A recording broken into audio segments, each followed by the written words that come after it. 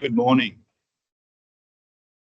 I'd like to welcome up onto the stage Valerie Craigie from the Kalkadoon Native Title Aboriginal Corporation, who will be delivering today's Welcome to Country.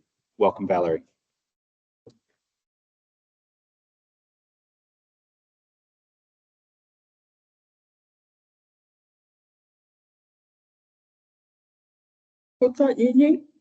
Greetings, welcome, ladies and gentlemen, special guests.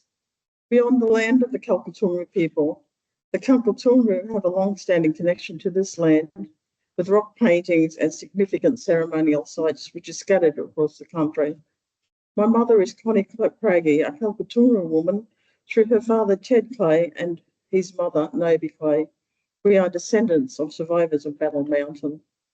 This morning, I stand before you to carry out an ancient Kalkadoon tradition that is hundreds and thousands of years old. Today, I feel very privileged to be able to continue this ancient tradition on behalf of the Kalkadoon Nation, and in particular, my mother. Kutha Murja, welcome to country, acknowledges the significant Aboriginal nations and recognises the ancestral spirits who created the boundaries and lands, which gives safe passage to our visitors. This acknowledgement was done to welcome, bless, protect and ensure that no harm would happen to visitors when they came to take part in ceremony and events.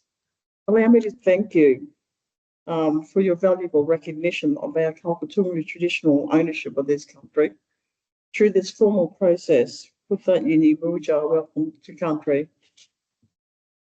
Nai Pumpadijan Kalkadoon Nai Murja Kalkadoon Ike Kani Jirama Natu Yeramia Marapai Mea Janinti Putupia Nu Ithi Marapai Tu Jamu Jirama Natu Matu Ini Mea Kolo Hani Mea Kalkadoon Jan Nai Putta Party Kalkadoon Warnu Thinga Yini Putta Yini Kalkadoon Murja Nai Ike Kani Pamakia Yura Yana Marapia Paya Jainantha Puttapia Idia Nadia Pumpadia Akula Matu Jayanthi Puttapia Akida Akunapuli Tailpuni Jirama Nadia Wakathini Ninta Kalkadoon Ninta Yini Ithi Inka Waranu.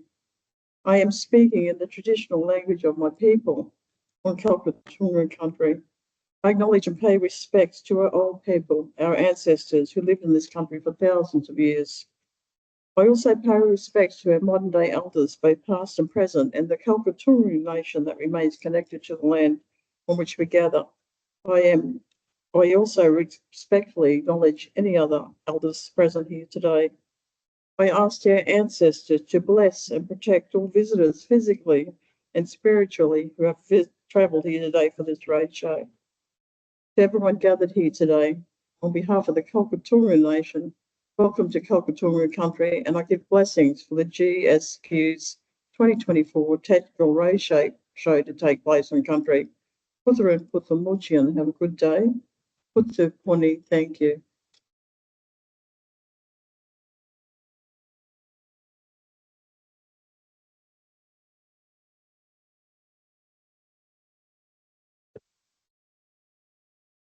Thank you very much, Valerie, for that lovely traditional welcome.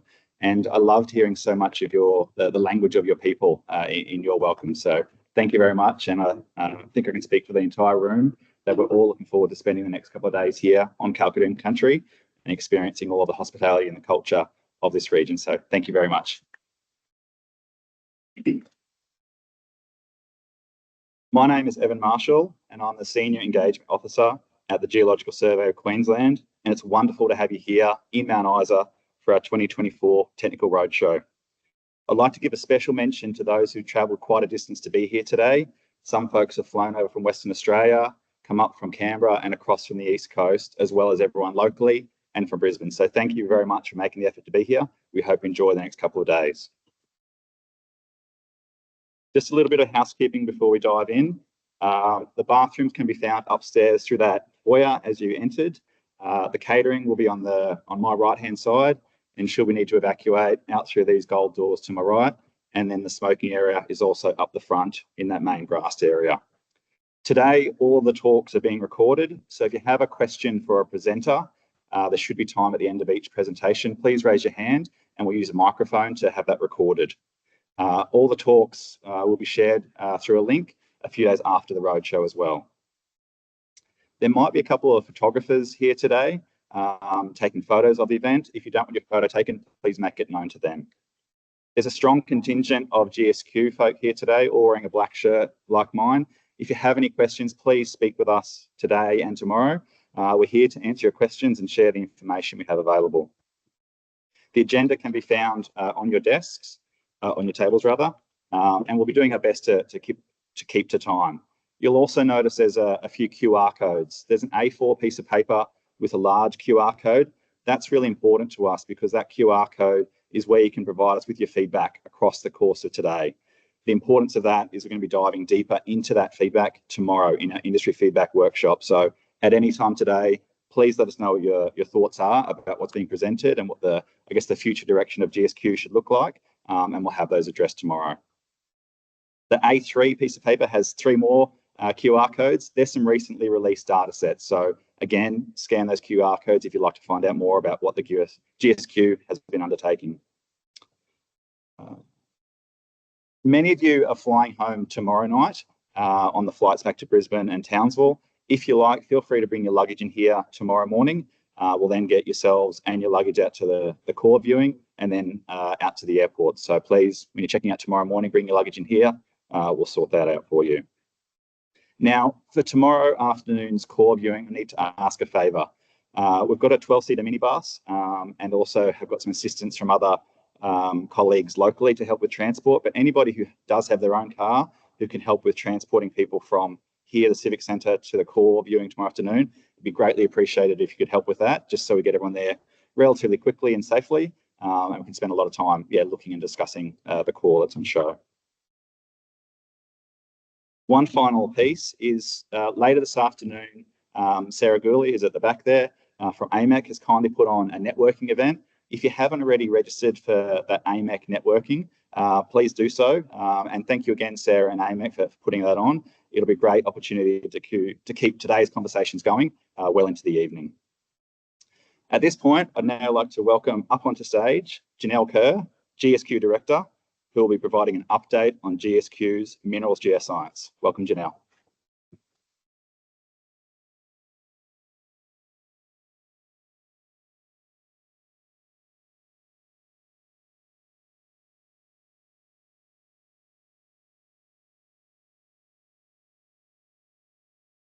Going to pull these apart and down a little bit to see if we can get rid of the feedback that's happening. Good morning, everyone. As Evan said, I'm Janelle Kerr.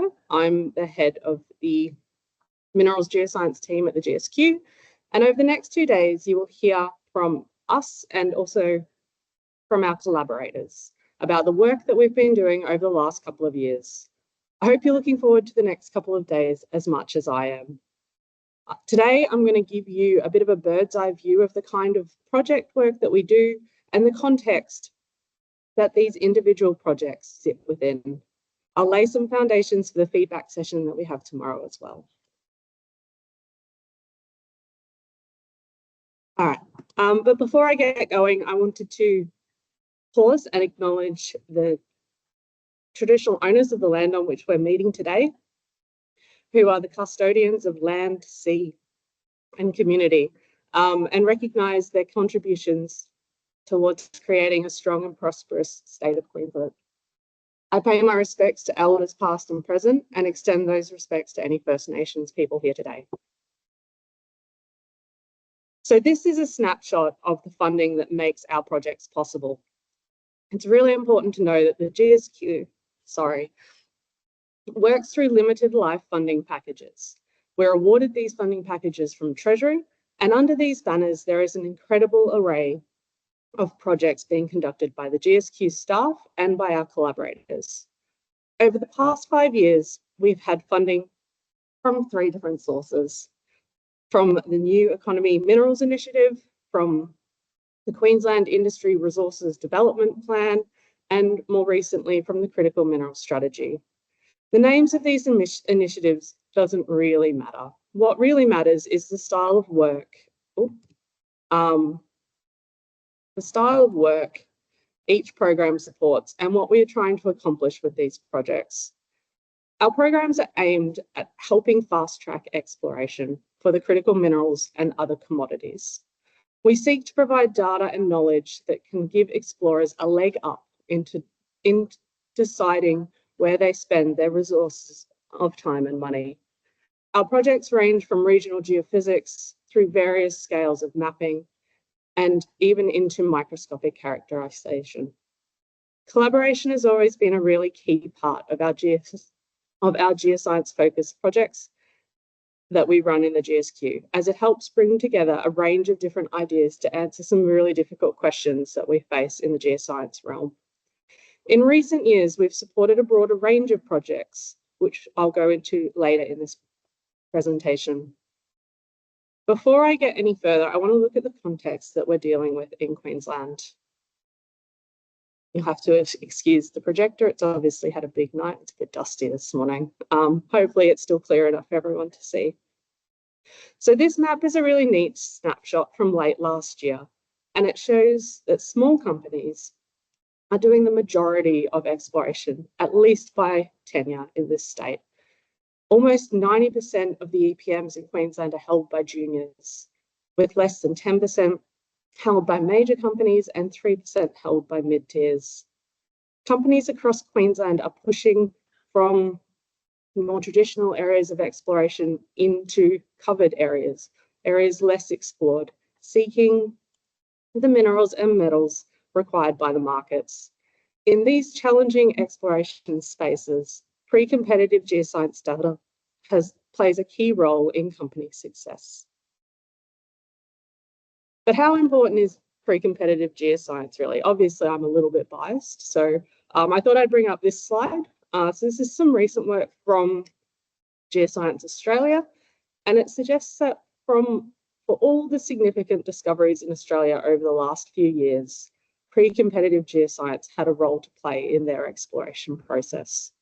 Whether it's the geology and geochemistry and geophysical data that's generated by our programs, or the rich legacy data catalogue that's held in our data systems, pre-competitive geoscience has had a contribution to make to these discoveries.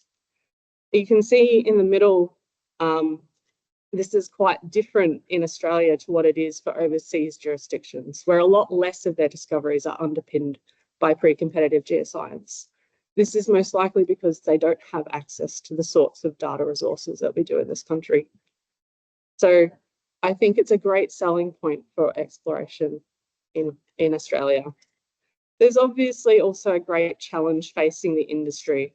I'm sure that's not a surprise to anyone here, but the sheer scale of the forecast demand for the materials that we need to produce as an industry is quite staggering. To illustrate this, I've grabbed some projections from the Minerals Council of Australia, and obviously I've grabbed the copper one because we're in Mount Isa, but there's a similar story to be told across a lot of commodities. To supply this kind of demand, we're going to have to be more efficient and more effective at finding these resources than we've ever been before. The bit that jumped out at me, which hopefully is visible in the bottom right-hand corner of that slide, I'm very good at left and right, sorry for the pause, is the risk. There is a risk that we will not conduct sufficient greenfields exploration to find these resources that we need.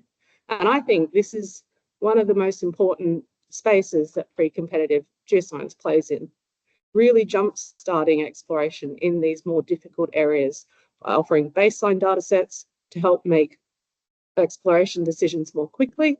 And this is one of our key roles as the GSQ, to provide these data sets to industry. So with this framing, let's flip the focus back to the next 2 days. This roadshow is our opportunity to showcase the range of pre-competitive geoscience that we've been doing. We're primarily going to focus on the first two initiatives, that's NEMI and QRIDP, because they are fundamentally where most of our geoscience funding is coming from. But I really don't want these 2 days to be us talking at you. As these programs draw to a close, I want to show you all the things that we're engaged in, and I want to hear your feedback about what we've been up to. That's why we've got a feedback session tomorrow to really tease out what is helping, what isn't helping, and what should we be doing more of. So please do make the time to come to that feedback session tomorrow. As Evan said, throughout the 2-day program, we've got a feedback system, I guess, available, and that's through Menti. So for anyone who hasn't used Menti before, it's just a website. The QR codes will take you there directly. There's also a 8-number code at the top of this slide that'll take you through to that feedback slide. You can use it on your phone, you can use it on your computer. As you're listening to the talks, I really encourage you to pop any feedback in there. It's anonymous. It won't come up anywhere. The speakers are not going to see what you say in real time. So please do give us your honest feedback, and we'll collate this information and show you what's been said tomorrow in the feedback session as a starting point for our discussions. If you've got any questions about the Menti, either today or tomorrow, just come and hit me up. More than happy to answer any questions. So taking a bit of a deeper dive into the programs we've been involved in over the last couple of years. Work under the New Economy Minerals Initiative kick-started our focus into what we now call critical minerals. From late 2019, we focused our geoscience programs on determining what unrealised potential there might be in less pursued resources like rare earth opportunities, but we also looked in more detail at our known deposits and even into our mining waste to see if one of the keys to our future exploration might lie in characterisation of the deposits that we already have. This idea has driven our deposit characterisation work, which will occupy a large amount of the program tomorrow. We also generated pre-competitive geoscience data, pre-competitive geophysics data, I should say, which Matt will talk about later this afternoon. We also continue to put funding into our collaborative funding program, CEI. This has been a really long-running scheme where we fund industry exploration programs that are innovative or pushing the boundaries in some way. So we provide funding for exploration to try and promote innovation and high-risk exploration in the state. When we were in the throes of delivering that program, we were gifted some additional funding. So in 2022, we were granted additional funding from QRIDP, which, if you haven't had a read, it's a 30-year strategy for the resources sector that lays out the things that might change in the future. So part of that was some funding for geoscience work, and that allowed us to expand some of our existing programs, but also kind of prompted a bit of thinking about what broader range of work that we could be doing to support industry. A lot of this will be reported on today, and that program runs, the geoscience component of that program runs to its conclusion middle of next year. So in addition to the expanded geophysics and geoscience and geochemistry projects, we've seen an expansion into projects that aren't just geoscience. In order to do this, because the GSQ is primarily composed of geologists and geoscientists of various flavours, we've had to really deepen our collaborative relationships with research institutes like the Sustainable Minerals Institute. And Mark Noppé will be presenting about some of the collaborative work that we're doing with that organisation a bit later in this session. We have programs that are looking at circular economy and mining, processing and traceability of our resources, and secondary prospectivity, just to cover off on a few. By its very nature, the work that we do is fundamentally collaborative.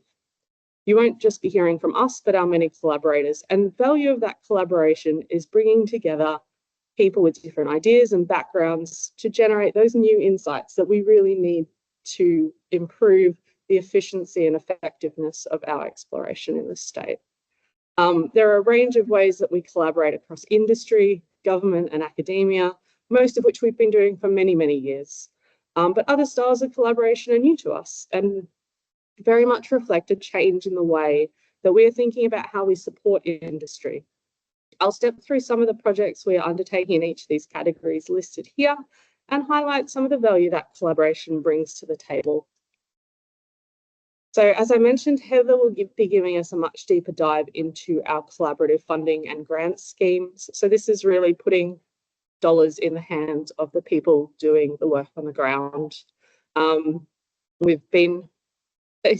Historically, we've had an exploration focus for that collaborative grant space, but over the last couple of years, it's expanded out into more of the value chain through our CDP grant scheme, and then also out into other commodities such as gas. There are also a number of other government initiatives outside the GSQ that Heather will look at as well. A core part of our business at GSQ is collaborative relationships with other government-funded organisations. These relationships allow us to standardise our data and workflows across a number of different styles of studies, learning from each other in the process. This kind of work is really a unique benefit of working with other public organisations. These collaborations also allow us to access specialised or extra capacity to run some of the very large programs that we undertake and be part of the national programs led by Geoscience Australia.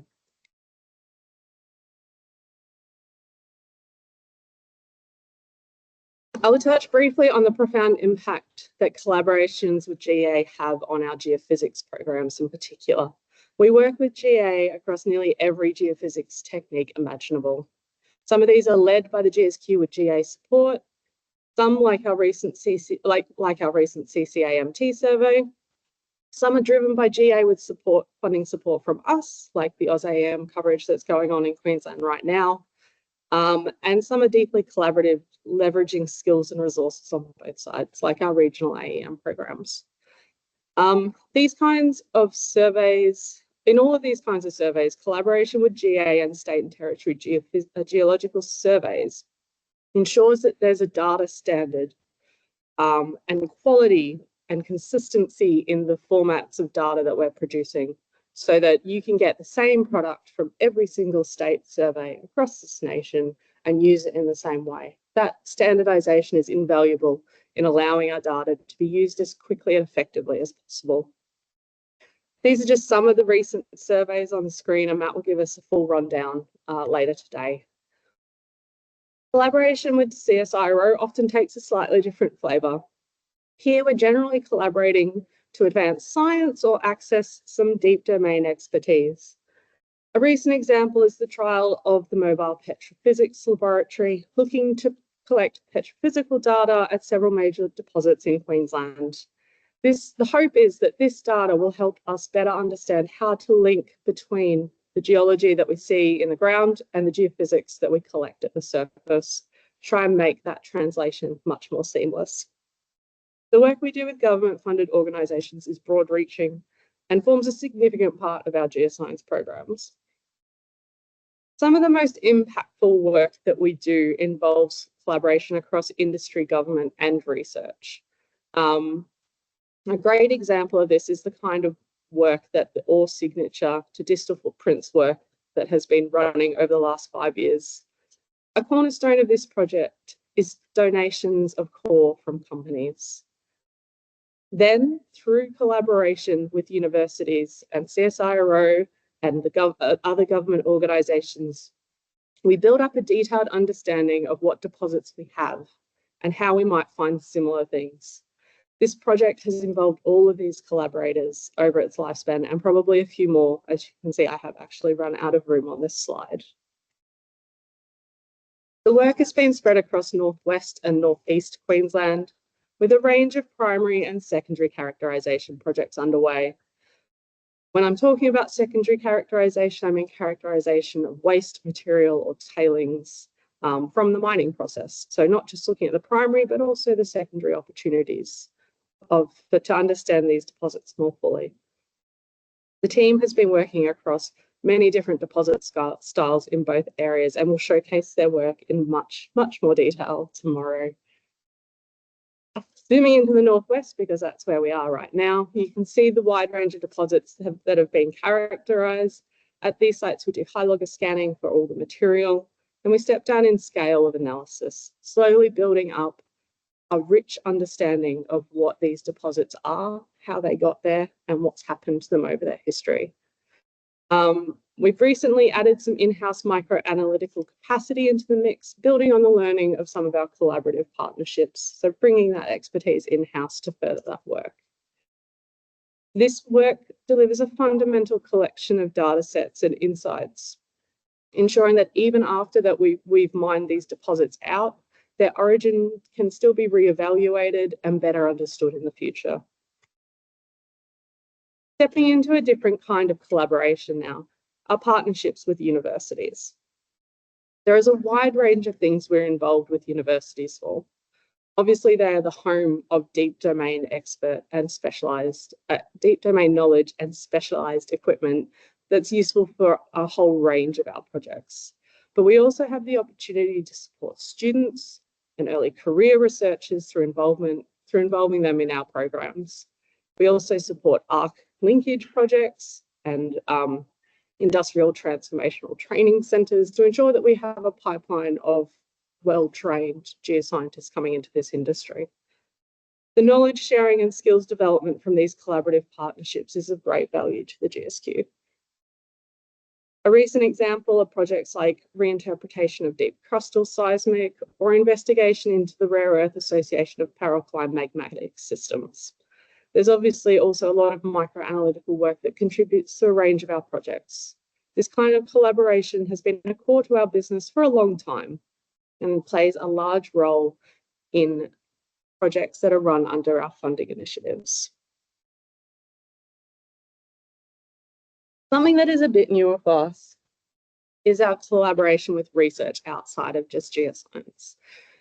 As I mentioned earlier, we have programs looking at circular economy in mining, processing and traceability, and our secondary prospectivity, just to name a few, but we don't have a lot of skills in those disciplines. So why are we expanding out into these fields? This expansion of our collaborative partnerships has been in response to a change in the way we think about supporting industry. As we are called to support industry in finding critical minerals in support of decarbonisation goals, the kind of support needed is different to what we have traditionally focused on. There's still a really strong drive to improve geoscience understanding to support discovery, but discovery isn't the end of the story for many critical minerals.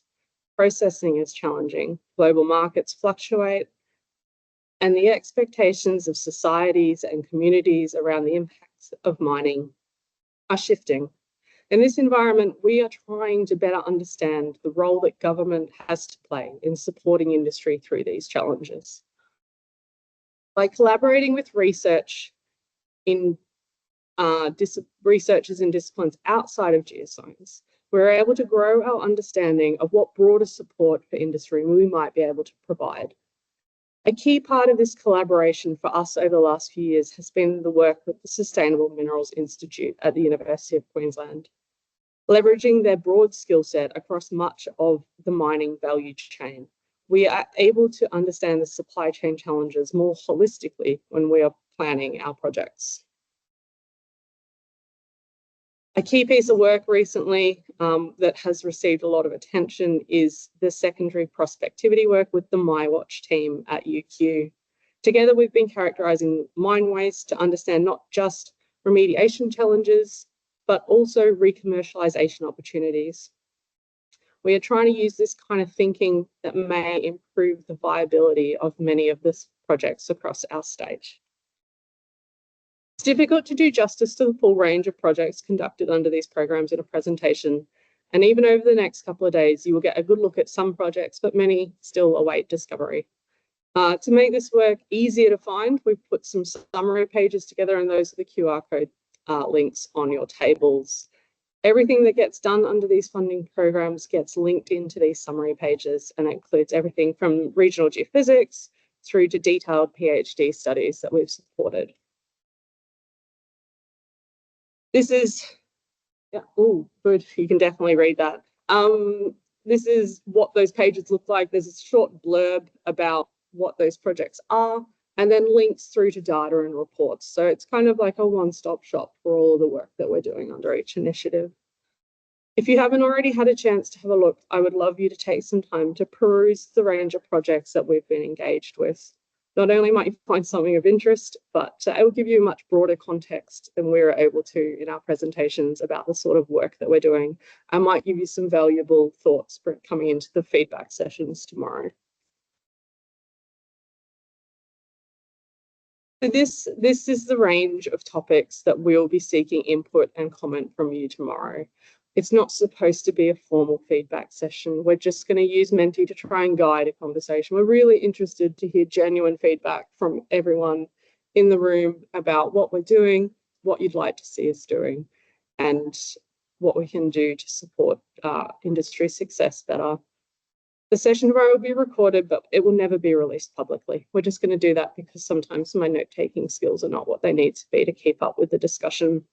For anyone who hasn't used it before, that's what Menti looks like. It's just sort of web page, but we'll give you some more detail tomorrow about how we'll go through that session.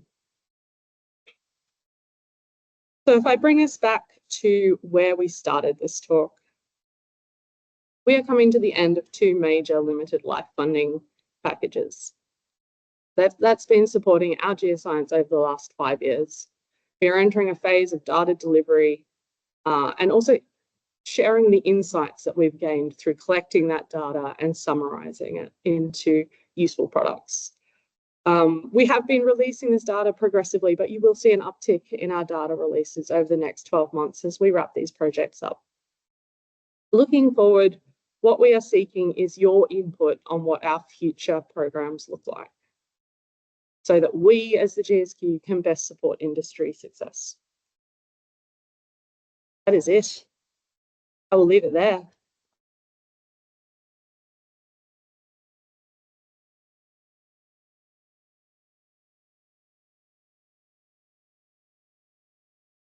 We do have time for questions, I've just been told, but there is no roaming mic, so you have to speak really loudly. Nah, no questions. Easy. If you do have questions, oh, there.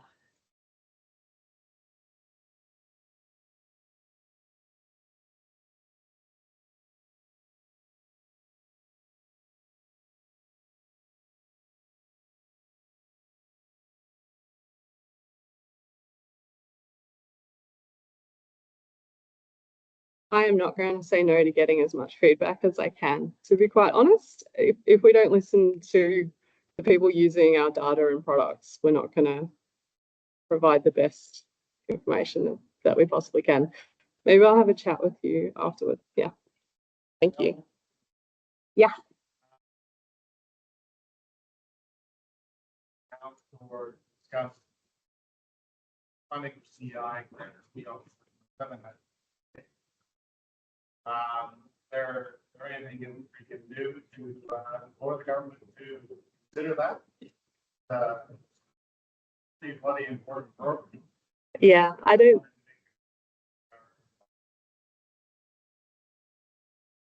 Finding the industry where they probably will end up needing it the most.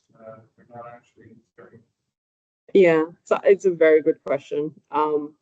I don't think there's anyone who's involved in the CEI program internally who doesn't agree with you about the importance of it. I think right now we have an election coming up, and then after the election, we have to get whichever government is in power up to speed about the sorts of things that we do to support industry. So what can industry do? I'm not quite sure. Maybe Sarah knows what industry can do to talk to government.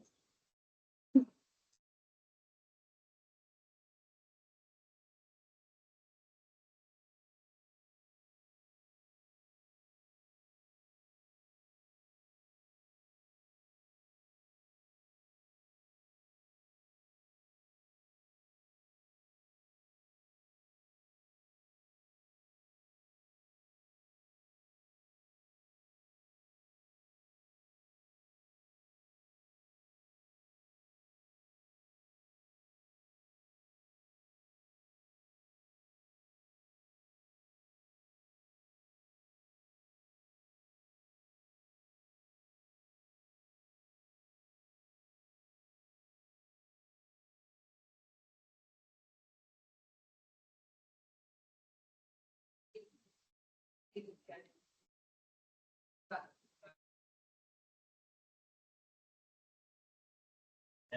we can all use our vote. But we can call it, we have had the data on.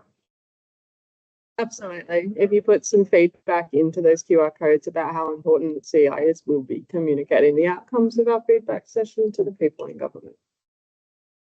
All right, I'm going to leave it there before I get myself in trouble. Thank you.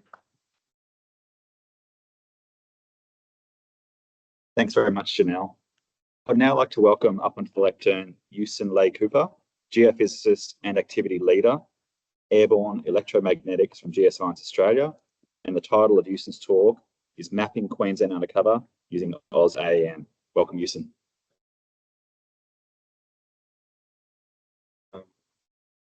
Radio.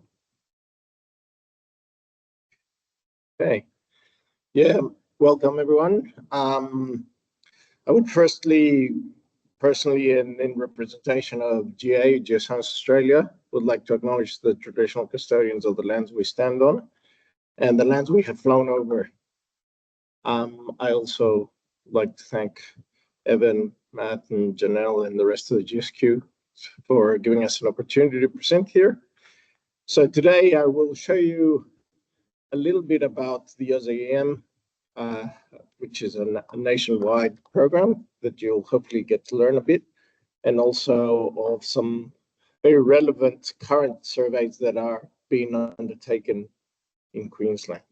And hopefully I'll get you a bit excited and steer you away from the voodoo magic that is supposed to be geophysics to the real earned income knowledge you can get out of it. So a little bit about Australia-wide geoscientific data sets. When we are exploring in such an old continent like Australia, where most of the rocks and land formations have been exposed to some sort of weathering and erosion, about 80% of our geology is under some sort of cover. And I don't need to tell you guys that. Most of the people who have walked this land can appreciate that. So really being mapping our geology restricted to where the fresh rock is or where drill logs is of very limited utility, right? So an important role of Geoscience Australia and our state partners and territory partners, like the GSQ, is to develop these consistent Australian-wide geoscientific databases. These coverages are resource agnostic and can be applied to mapping and managing minerals, groundwater resources, as well as for managing conservation and environmental purposes. And what we have recently seen, there's an increasingly uptake of some of these data sets for really unexpected applications. We see our pre-competitive data sets as the infrastructure for innovation, discovery, and research. But the main thing is that they're a public good. Anyone who's explored outside Australia, we for a lot give for granted that all these data sets are for free and that they're, discoverable. But try exploring somewhere else, you'll see that is you'll find a hell of a lot of hard time trying to purchase these data sets, merge them, level them, etc. So what I would say is don't give it for granted. There's a lot of work behind them. Alrighty. There are very few geoscientific projects which don't make use of these four, which are the map geology, the radiometrics, the magnetics, and the gravity. Many, I would say close to 40% of Australia-based metal mines have been somewhat underpinned by either a magnetic or a gravity dataset. These mag and gravity datasets are also crucial in delineating basins for energy and groundwater. They help us with the structural mapping and to discern folds and faults. and of course, to do the seamless mapping across geological jurisdictions, right? The level and consistency of these data at the national scale is particularly important, and Janelle touched a bit on this. Otherwise, what you would see here is not these beautiful seamless maps, but a patchwork of surveys unleveled. The radiometric coverage in particular is a data set that, and I'll talk about this, the radiometric is a data set that is acquired simultaneously with the magnetics. Some of you guys would be familiar with that. But I do think it's should underpin the search for rare earth elements and lithium exploration, and of course, soil mapping. And I'm not too sure if it's part of every explorer's toolkit currently. I know it's been used widely in the past, but I'm not sure how much attention people pay at it currently. Okay, here we go. So what this has done is has given us the courage, let's say, this knowledge about leveling magnetics, gravity, and radiometrics, and has given us the courage, the experience, and has prepared us to embark on an Australian-wide AEM acquisition, which is a much harder problem. GA has been using AEM since the early 90s with some of our first dabs at the dryland salinity and water surveys, mostly around the Darling and the Murray River Basin. And of course, then that grew to some largest regional campaigns over specific areas of interest. So this is the coverage we have today. This is a nice 3D image, which includes some of our reprocessed historical data sets. And of course, as mentioned, we are using AEM to map underground water, some mineral resources, intrusions, and the depth of this these techniques is from surface to the top, say, 300 meters, particularly in the Australian continent where we have a conductive cover. So what I'll try to do is I'll try to just in a nutshell explain how does AEM work, and so you can get a quick flavor. So we use different platforms, either fixed wing or helicopters. These have different geometries, so your sensors are located in different locations. You can have coincident loops or your receivers offset to the transmitters, and those have, of course, different peculiarities. These varying geologies have different geometries and also different configurations. So what we do is we have a platform. In this case, I'm showing you a fixed wing, that is an airplane. We have a current pulse that circulates in the transmitter that generates what is called a primary field. You can see it there. This polarizes the ground and we measure the ground response. Okay, that's in a nutshell. As I said, we have the helicopter in Queensland. We have used both platforms. The helicopters are good for more rugged terrain and fly a little bit slower. So one of the important things is that we at GA have developed in-house codes, inversion codes, that allow us to model and interpret the electromagnetic response from this critical zone, which in turn has allowed us to generate this seamless map of the top 300 meters. There are also other, and this cartoon just shows the same, the current flowing in the loop, then that polarizes the ground, and you have secondary eddy currents that were picked by the transmitter.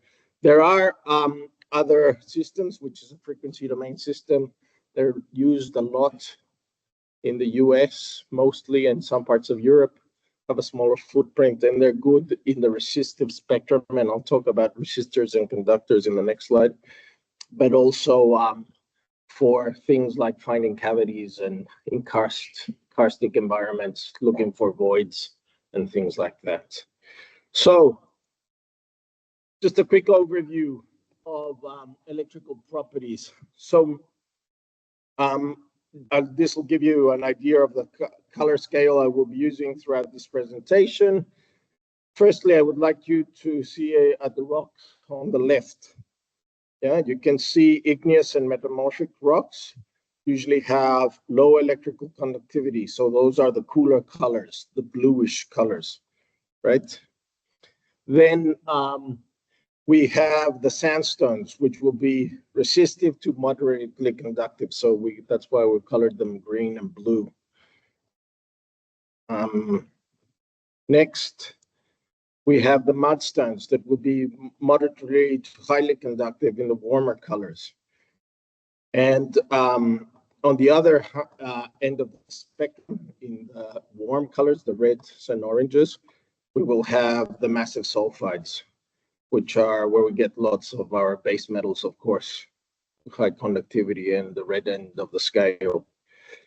Most materials have a range of conductivities of several orders of magnitude. So that's why it's so hard to interpret. There's a context and you use ancillary data sets. You can have a mudstone that straddles over several orders of magnitude of same resistivity. Unweathered rocks are usually resistive, as we said, and clays, saline water, massive sulfides are usually conductive. So that's why we have the red and the blue. Yeah. Now let's have a look at the real example. In the AM section in the bottom right, just there. That's a line of data that we have done a cartoon on top of. In the bottom right, we can see a conductive horizon overlain by a more resistive horizon, then which in turn is overlain by another conductive horizon. We can interpret this as different stratigraphic units with lithology information, which we can get from the bores, as you can see there. You can see the more conductive Nora formation, which is clay-rich, continually colored, counterintuitively in this case, colored in blue in the log, resulting in a more electrical conductive horizons. Whereas the resistive Carlo sandstone, what there, in the magenta in the log is a quartz-rich, less conductive, hence cooler color. All right. Have I gone? Yes. Yeah. Sorry. So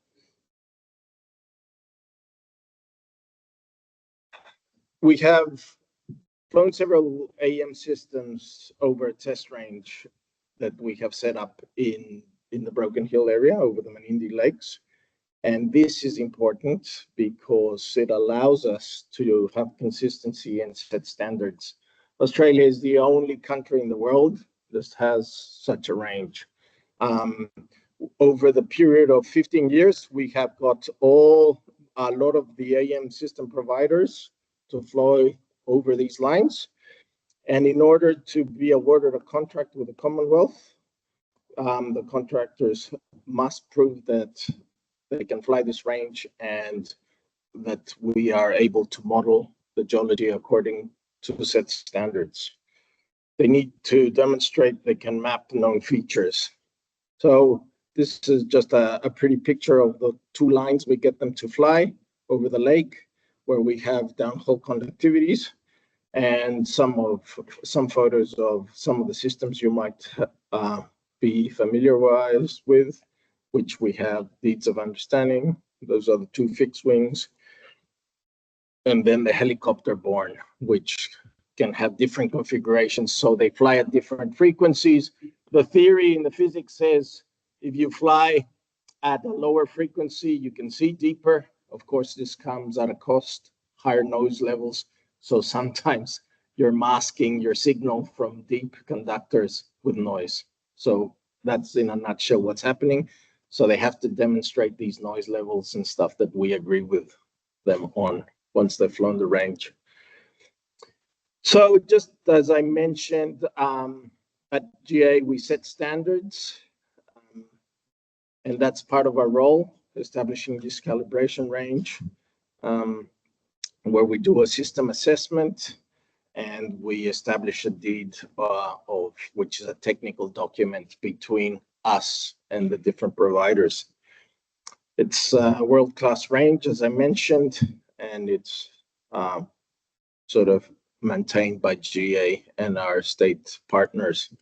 One important thing, as I said before, is the establishment or the development of these inversion codes, these computing codes, which is what allows us to transform voltage, which is what we measure, to actually sections that are geologically meaningful.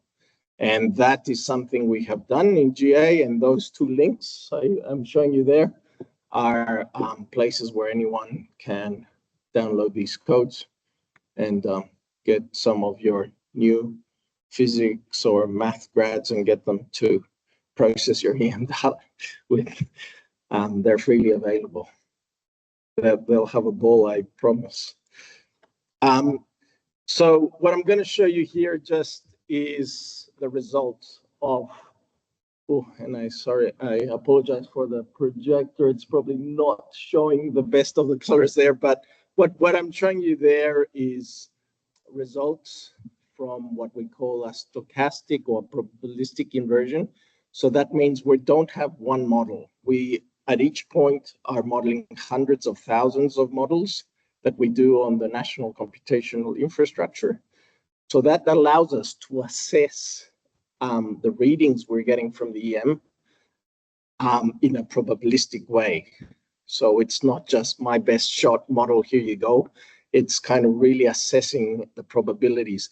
What is beautiful there, what you're seeing there are different systems, so different instruments. And what you see in those little tubes that are there is the downhole conductivities.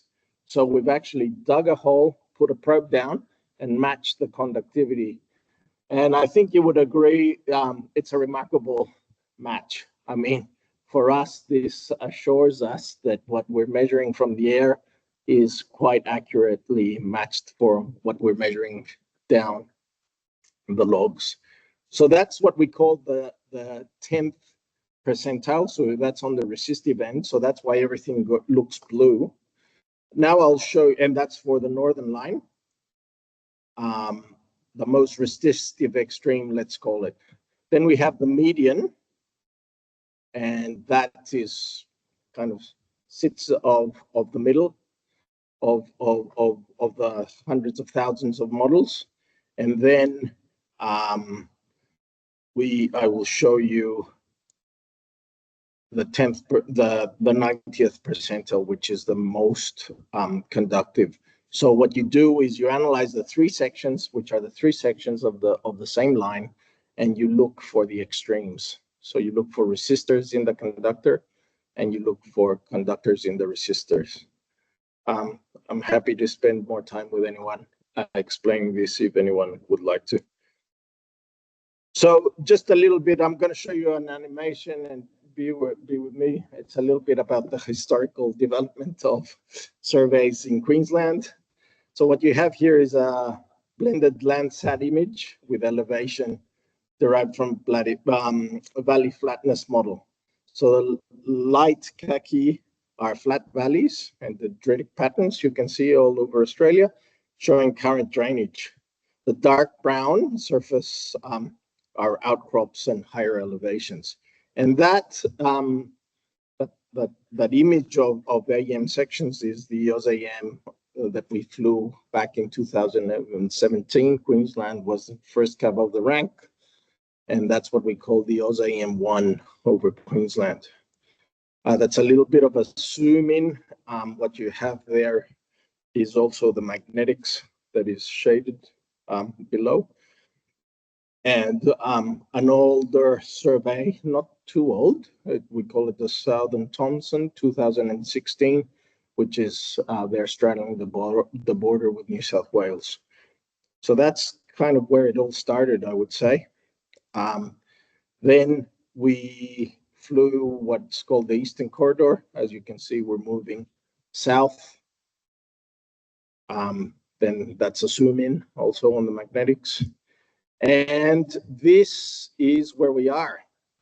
So those two projects that Janelle talked briefly on, and Matt will show you a bit more, is what currently is flown. We've started to fly, and you can see the white lines there to the east. That's the planned lines. And what I'm going to show you today, which is very exciting, is some preliminary data from those surveys. These surveys started less than 3 weeks ago, and we're already getting the field QC data, and hopefully get you excited, because I think there's some very neat features that are there. So that's the preliminary, a little bit of a zoom in. We're also flying a survey in the Georgetown area that's also started like 3 days ago, and that's with a helicopter. I'll let Matt also talk a little bit more about that. That's at a higher density in the Georgetown area, and that's white. Those white kind of polygon is the higher density lines that are planned. Very cool. So in a nutshell, that's the acquisition programs in Queensland up to date, so 2024. Righty. Okay, this is a slide that I'm gonna probably have to go quick through it, just because I'm not sure the projector is gonna help me that much. But I would like to show you a couple of case studies that illustrate the value of an AusAEM survey, from camp to regional scale, and especially when this is integrated with other data sets. In this area, you can see some historical copper mines. It's an old map, so let's overlay the current major mines and mineral occurrences. So there they are, in purple and yellow, the mineral occurrences. As you can see, many of them are structurally controlled, and they occur on structural features such as faults. If I now turn on the magnetics,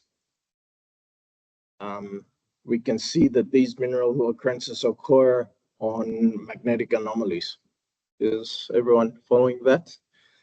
The magnetic anomalies there are the white or the lighter color. Now turn on the gravity, and of course our gravity in that area is much coarser, and that is something we're working with our state partners to refine. So you can see roughly these mineral occurrences occur on the gravity ridge that you could associate them with. The potential fields data set, so that is the magnetics and the gravity, are very commonly used for exploration. However, and this regardless of what anyone says, they only give you 2 dimensions. It's very hard to predict depths from potential fields. That's a limitation of the physics. I'm sorry if anyone else has told you something else, but that is the reality. Of course, you can model magnetic source, a whole bunch of things, but the reality is there's a series of assumptions that make it very hard to predict depth from potential fields data. So this is where I guess the AEM methods, like the active source electromagnetic methods like the AusAEM, come into play. We are now able to gain an understanding of the 3D characteristics of the host rocks and of mineral deposits. So hopefully I can demonstrate this.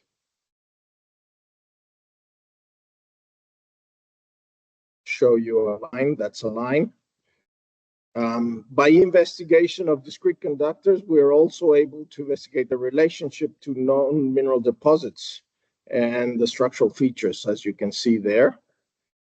Importantly, as the AusAEM was flown regionally, we're also able to extrapolate our findings between the AEM sections to more poorly understood and unexplored areas. For example, if we have a look along strike of these major faults, away from the major occurrences to the area where there are no known mineral occurrences, we can see a similar electrical conductor. Hopefully you can see it up here. Bang. There's no real surface expression or recognition of that. So that's one of the examples. This second case study is from the eastern resource side of the Yarramanga Basin. So where we're currently starting to fly over the continuity of. It demonstrates also how data integration greatly enhances and can drastically improve our understanding of cover and the near surface geology. If we look at this broad region, which is approximately 300 by 150 kilometers, we can see there's a long electrical conductivity and magnetic signatures associated with the rock. You can see that in your image on the right. Yes, on the right. If we look at the AusAEM section in greater detail, which I'll pull up now. Yeah, we can clearly see how it defines highly electrical conductive horizon in the near surface. In this area, the conductivity horizon is intersected by boreholes, just one borehole in this case, and areas of outcrop. When we look at the magnetics, we see that both the AusAEM section and the borehole intersect the highly magnetic feature, which is a quite distinctive fault structure. This fault structure is in agreement with the folding and can see in the airborne structure. If we bring the surface geology, we see that these high electrical, conductive, and magnetic features are associated with a periodic black carbonaceous shale, which outcrops in the area. Until now, this unit spatially distribution has been restricted to where the outcrop is. When we go back to the regional AEM and magnetic data, so now look at the right, please, we can see that its related units extend to greater distance under cover. So I hopefully will demonstrate this just by enhancing. The southern outcrop area, which is Mesozoic cover, thickens considerably to 200 meters thick. However, the AusAEM sections, we are still able to trace the distribution of the high electrical conductivity over hundreds of kilometers to the south and over 50 kilometers to the north.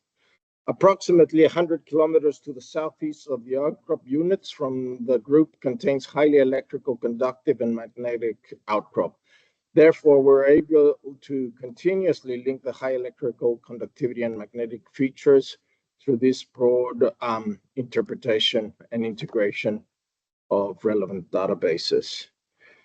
If units such as these are of economic significance, and I'm not saying they are, interpretation of datasets like the AusAEM will help you guys, the explorers, broaden your search areas and constrain targets.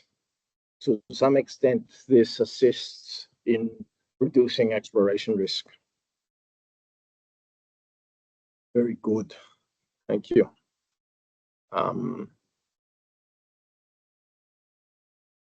One sec. Yeah. Okay, so I promised I was gonna show you some preliminary data sets. So what we have here is what we call a multi-plot. So this is one line of data from the survey. And I'll tell you what the process is for interpretation, because we look at the pretty colors, but there's much more behind that. And I would like the industry to understand it so we can gauge the complexity of it. So it is preliminary field process data, but I'll take that ugly label of it so you can see better. So what I'm going to go is I'll try and explain really briefly, and then we'll look at the pretty pictures, because that's what's giving us the geology from bottom up. So in the bottom, we have two sections of conductivity that by now you're hopefully familiarized with. And what we're doing is we're changing the initial model. So when the model is data-driven, it won't change. When it's just an artifact of the inversion, it will. So to some extent, that drives our depth of investigation or the reliability of the data set. Then as we go north, up in the section, you can see those wiggles. That is really what the AEM data is. So that's just a measure of voltage. We're pulsing the ground and we're getting a response of voltage, right? So you see those changes in amplitude, which I mean is thickness. Those are telling us how the ground behaves with to the response of being pulsed. So that is kind of the basics, and for a long time, some of the old interpreters would just look at those lines, like in the seismic, and try and interpret from there. The inversion has taken it that step further and allows us to actually pinpoint depths and ranges of conductivity, right? And then towards the top, though, all of those squiggles, like the ones that look like teepees, you can see, those are power line monitors. So of course we fly over power lines, we fly over infrastructure, and sometimes we find these bullseye conductors that we want to drill. Well, it turns out that is infrastructure, so don't get too excited. We need to check everything, or pipes, other things, right? All right, so now you've seen that. Now I hopefully can show you, this is another line from along close to Long Reach. This has just been flown, and look at those beautiful beds you can see on the bottom. I mean, what I have just quickly want to show you is these dipping beds that are beautifully mapped, and we're mapping them over hundreds of kilometers undercover. There's no real surface expression of these. You can see the salt lakes are quite defined. And this is another section, which is really nice. It has some potential aquifers, discontinual fractures. And this is another section where the folding is really nice and can be seen. All right, so I'm come to the end. We really need to extend our vision of geology undercover. And I think the geophysics and the AusAEM program has proven to be of great value. It's a multi-purpose data set that is finding its way to applications way beyond what we imagined it could be used for. Data has highlighted the geoelectrical character of main lithostratigraphic units that are present in these survey areas. They have helped us define better the basement and being very useful for the geological mapping. Electrical conductive anomalies at depth in areas of known and non-known mineralization resources occurrences have been a wide application of this. And of course, great value for mapping groundwater features. I won't show you the machine learning, but we can talk about that at some point. That's where this finishes. Thank you.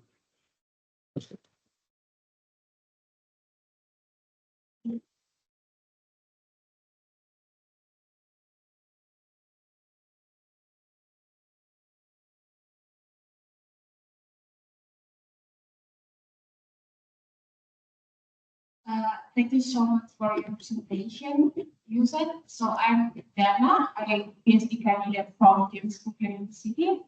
I do research related integration geophysical data in North Queensland, and I found out that AEM method is really help on my research. But could you explain me more about the vertical distribution and also the maximum depth you can farm using this method? Thank you. For sure. I'll try and do it in a nutshell, but happy to have a longer chat about it. So basically, the physics behind the inductive method is you have a current that you pulse and then you turn it off, right? So that's what's called the primary field. That induces a smoke ring-like effect that that polarizes the ground. And these secondary currents are generated by the materials it's going through, right? So the depth of investigation is very dependent on the materials it is going through. So for instance, when we hit a salt lake at surface, salt water is really good conductor of electricity. So what tends to happen is it sucks all the energy out of it, let's say. So then the current flows really fast, and then it's kind of absorbed, let's say, by that layer. Now let's put another scenario. We have a resistive environment with like a, yeah, I don't know, a basaltic rock that is then underlaid by a clay layer. That resistive environment is not a very good, it won't generate any resistance that will for the electricity to flow. And when it hits the conductor, it can go up to 600 meters. We have some examples in the Kimberley where we're seeing really deep features. So that's why when we say 200, 300, it's dependent on the environment, but in a nutshell, that's how it behaves. Sorry.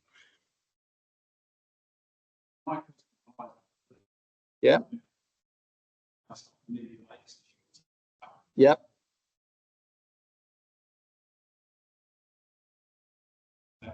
That surface material is really high to depth.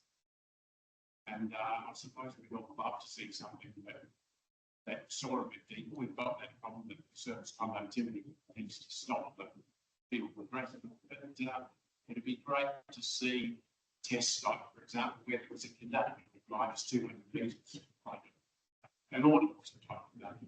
Yeah. Because using that sort of scenario is really a good service point. But here we're looking at copper, we're really after something that's minus 200, minus 400 meters. I suppose I'd be interested to hear how you might understand. Yeah. So without doubt, so let a little bit more of context of the Menindee Lakes. Of course, you could argue it's a groundwater calibration range or test range, and it is. But the first bit we tried to do is to really understand the data, because there was such a plethora of systems using different digital filters, different stacking, different frequencies, that we really needed to understand at a very first fundamental level what the contractors were doing with the processing of the data. That was there, right? The second line that I haven't shown you has a deeper conductive target. It's not a mineral sorts of target. It is a deeper conductive layer, and we have a bore that goes down to 200 meters. And that's where we mostly test our lower frequencies, when the providers come and say, I've got a system that can see deeper, because that's a marketing strategy also, right? Or a lot of the providers will say, I've got a newer, shinier instrument that can see deeper. It's got more thump. You can pick things deeper. If you can't fundamentally model the response at a fundamental level, I would challenge you to say, I've got a more powerful technique, but I don't know actually what I'm doing with the filtering. So we're trying to cover both, but you're right. We are at a very, let's say, early stage where we're trying to understand what they're doing to the data before we go any further. Yep. Yes, of course. No worries. Thank you. Up to now, we're looking at stage Mark Noppé from the University of Queensland's Sustainable Metals Institute. Mark will be presenting an overview of collaborative projects with Sustainable Metals Institute. Over to you, Mark.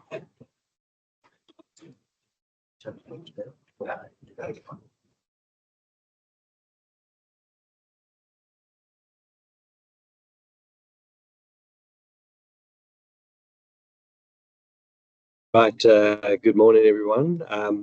I can definitely confirm that the color on the projector is really odd, because my slides are actually purple, but I think you see in blue, so really interesting. So I'd like to very much thank GSQ for inviting me to present on this morning. I really do appreciate that. And I'm going to provide pretty much a quick snapshot if this looks through. Interesting.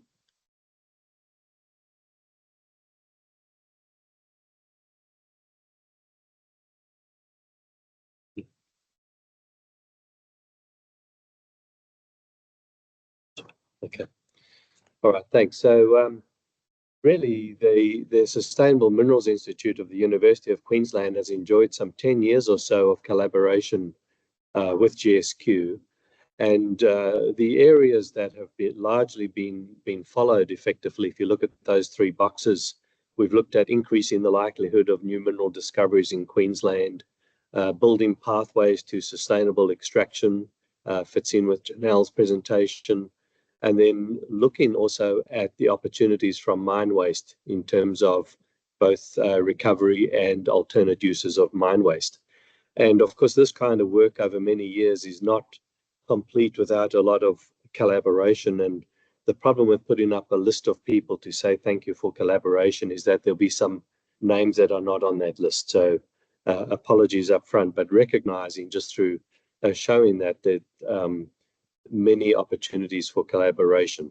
And just as a small view under those three themes that I've just showed, some of the activities are shown on the slide. So what kind of activities actually happen to feed into those themes of collaboration? And that's what I'm going to talk through really briefly this morning. For those of you who don't know the Sustainable Minerals Institute, it's been around for some 23 years in its current guise at the University of Queensland. Consists of some 200 staff plus 100 postgrad students working in a range of activities. And not in any way meaning for you to read the slide, but we have now 9 research centres of focus, and the one that I represent is the Mining Geology Centre. So we're just one of the centres, but obviously very focused on the kind of work for the Department of Resources and GSQ. In terms of the project snapshots, I'll talk through, I put 10 up there, which are programs or projects. I'm going to whiz through those this morning just to give you a sense of what's been involved in terms of the aim, some of the activities and some of the outputs. And I'll talk to 9 of those 10 and add some more details before we share the slide for the 9th.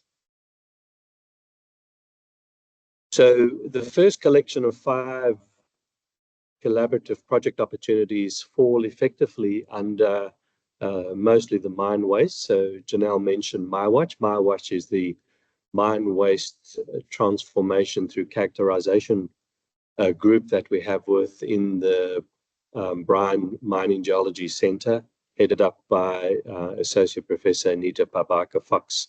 And I'm going to talk to these 5 projects. And much as I put up the slide earlier with a number of collaborators, again, this is just a snapshot to show there's a number of people, both researchers and students, that sit behind this kind of work. This is a list of some of those that have been involved over the past 4 or 5 years or so, as well as a few from outside of that particular study group. And also to recognize, and Janelle mentioned earlier about supporting students and the development of students. So these are a few of the students within our mine waste transformation group who've benefited from this collaboration over those years.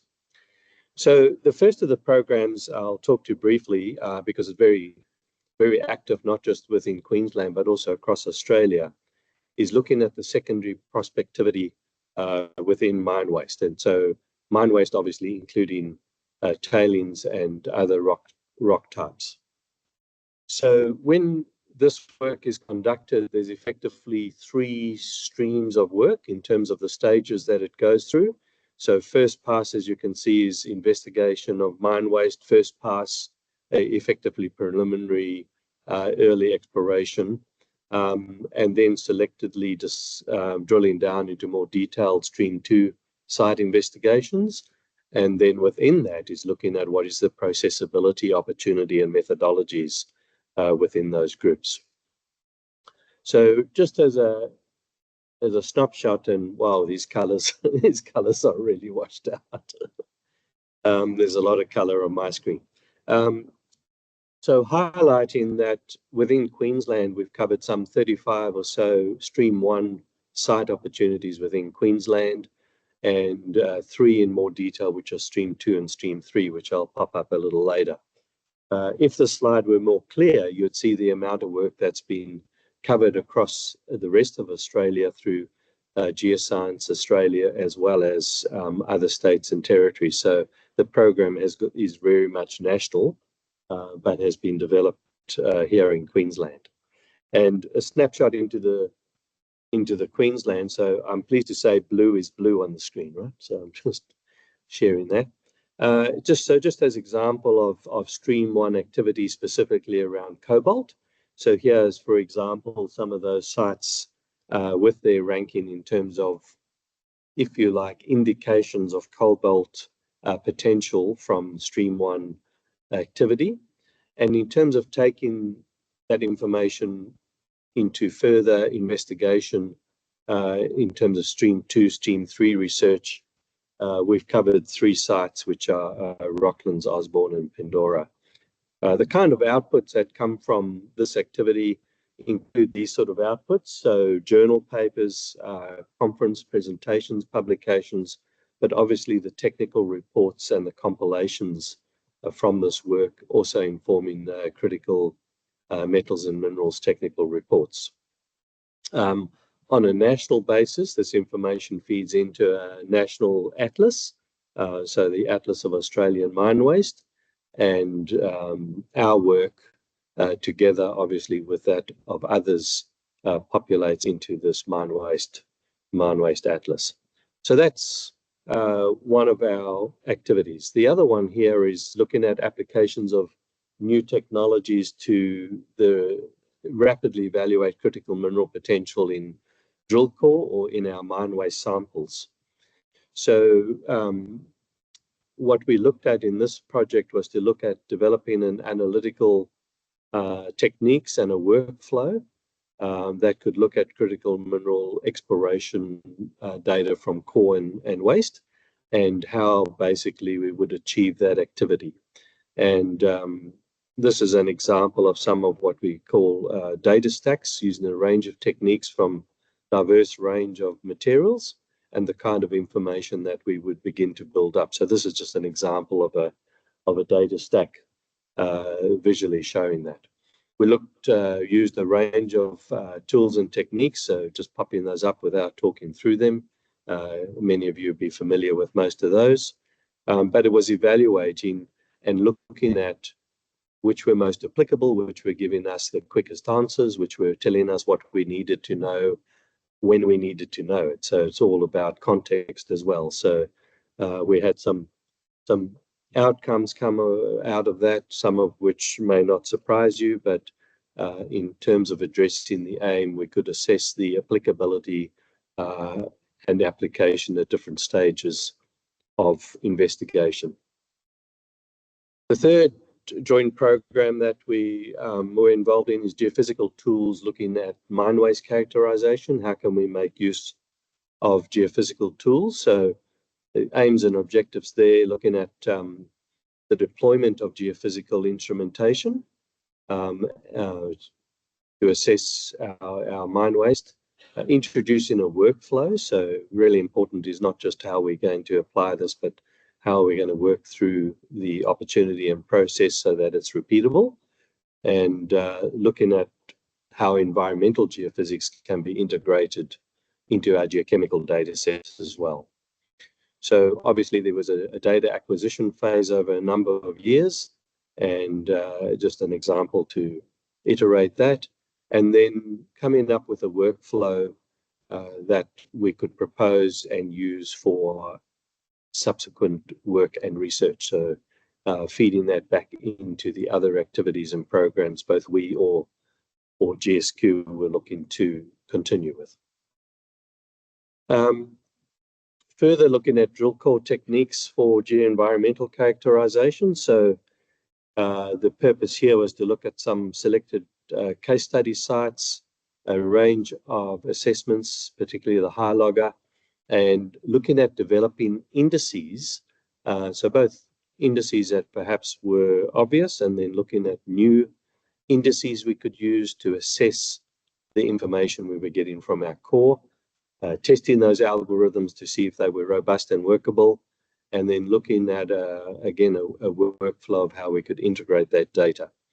And so, again, not something that's easy to read, but developed a workflow, how best to assess it, how would that operate, and then basically applying that workflow through the study process using available information and bespoke inputs.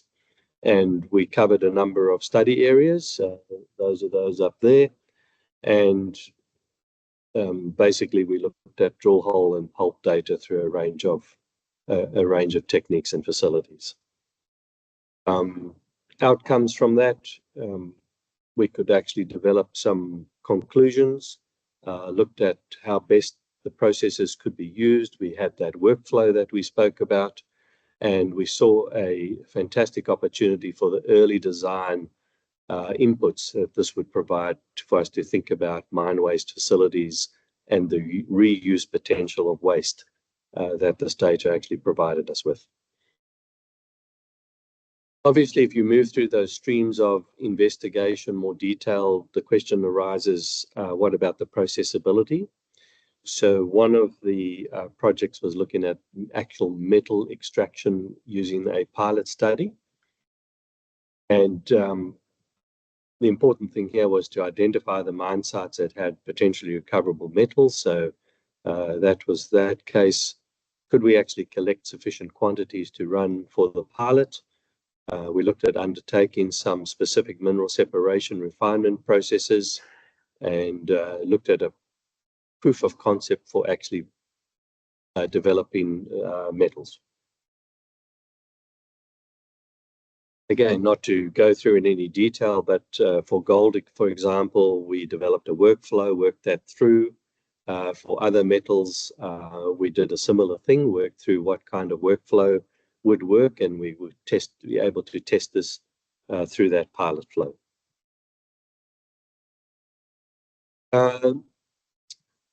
Moving from the MyWatch related research that I've just shared, other really important inputs from the programs that are listed up front. The one is the Mineral Deposit Atlas. So the Mineral Deposit Atlas has been in development and continues to grow for a number of years. And the purpose of that is the pre-competitive data and putting that information available for external use. So a reference document, data compilation, visualization of data to document the information in one place, easy to find, looking at that information. So the Mine Waste Atlas, just as a quick snapshot, we've covered 3 main areas. So if you have a look at those, we've got the northwest, northeast and the southeast areas of Queensland.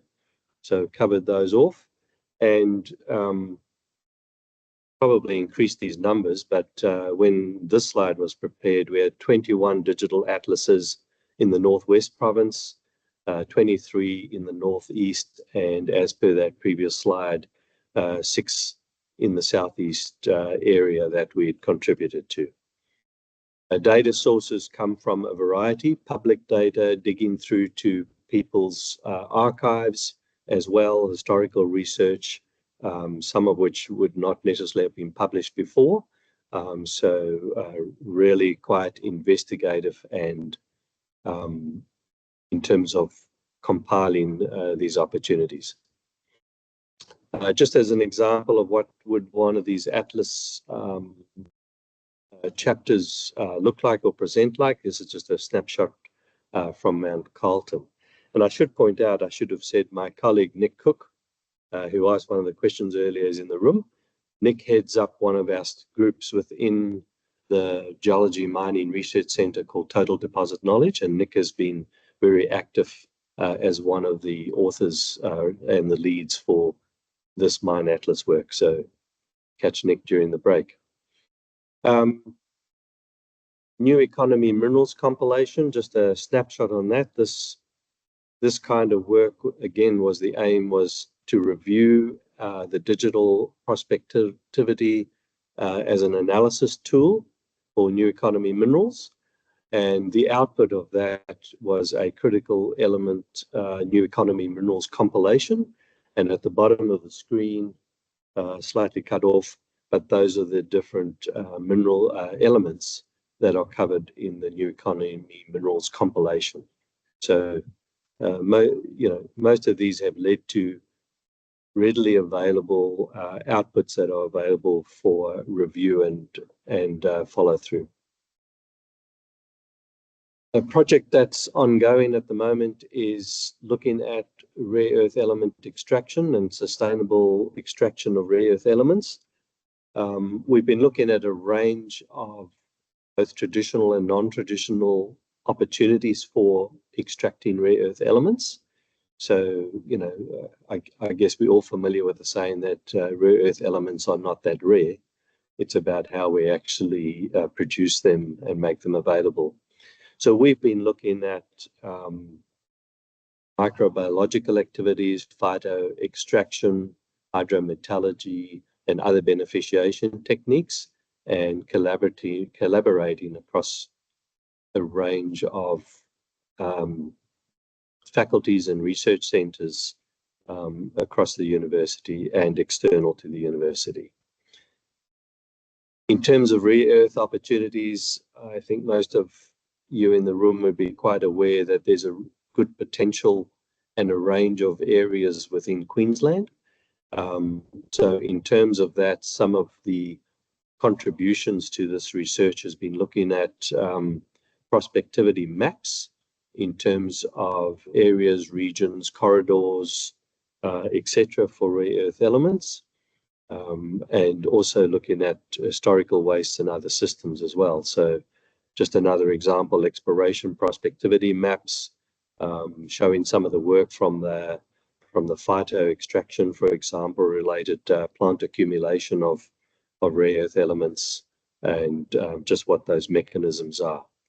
And then I mentioned looking at secondary prospectivity as well within mine waste and tailings and legacy tailings. Just as a quick example of impact, I guess this is a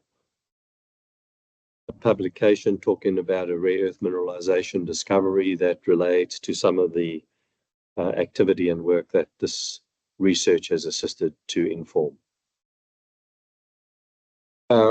The area that I don't have any slides within it, but is this one that we're working on. I'll look to add some slides before we share the presentation. But fingerprinting ore types using neodymium isotopes. And the reason for that is neodymium isotopes can be used to fingerprint both provenance of potential future ores, and also we can trace the isotopes in terms of their fractionation through different processing technologies like acid leaching, bioleaching, phytoaccumulation, etc.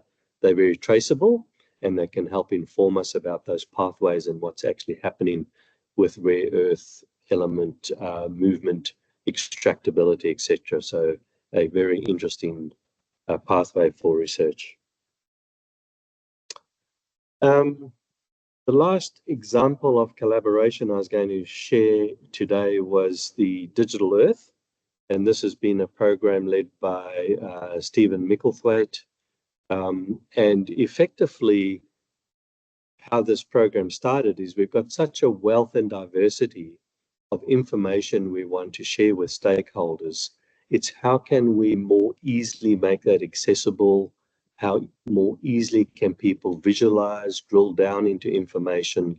And we've got so much spatial data. Is there a platform that can be developed that is basically hardware, software agnostic, that any user could visualize data at a state level, regional level, deposit level, right down to a microscopic level in terms of accessing data? So that was the premise, was to put together a usable tool that would meet these criteria.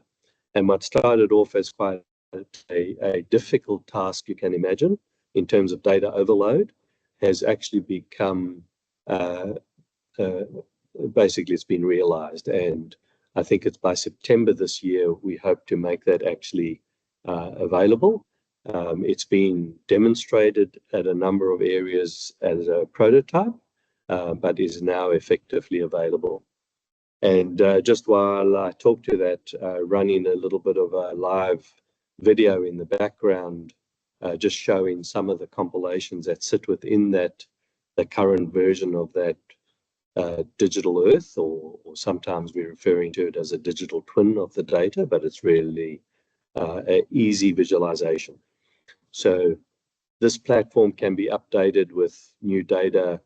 The intention is whether it's weekly, monthly, annually, different data types, different data sizes, complexity, legacy data. You don't need standardized file inputs, and basically allowable for anybody simply through a web browser to access and to visualize. So I won't spend too much time in that video play, but just show there's a number of information sets loaded, and you can readily visualize it, drill down, provided that information's loaded right down to the microscopic level of the data that you've loaded. So that, in particular, many of those projects that I shared and those collaborative opportunities were probably over the more recent past, so the past 3 to 4 years rather than the full 10 years. And I guess the question is, what opportunities are there next? Again, whether it's here in Queensland or broader, but specifically within Queensland. Janelle mentioned earlier that more than pre-competitive technical data, the GSQ and the Department of Resources is more and more looking at the holistic challenges and opportunities across the state. So if you think about new levels of support for exploration, and particularly for development, we have to begin to look at other challenges in terms of the future of where the discoveries sit within the environment, if you like. So looking at improving our understanding and tools for methodologies for developing projects, looking at new processes, data packages to help visualize and share and interrogate the data. How do we bring in, the ESG related factors into the potential for development and the circular economy opportunities? So Janelle popped this slide up briefly earlier, and again, I won't talk to it in any detail, but in terms of next opportunities, last year in June, the Department of Resources announced an alliance with the University of Queensland, and basically looking at a broader mandate in terms of inputs into this range of activities beyond those that I've shared with you. So in additional to, but beyond those that we've shared, and tapping into some of the capability, for example, that the University of Queensland has, which is really quite broad brushed across these range of other challenges that we need to help unlock our future mineral potential. And that's it from me. Thank you very much.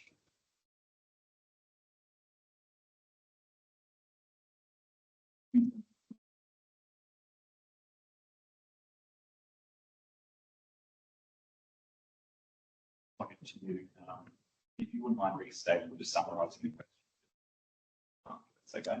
Well, I don't know. I might, if Trevor's asking it, I might reword it completely, right?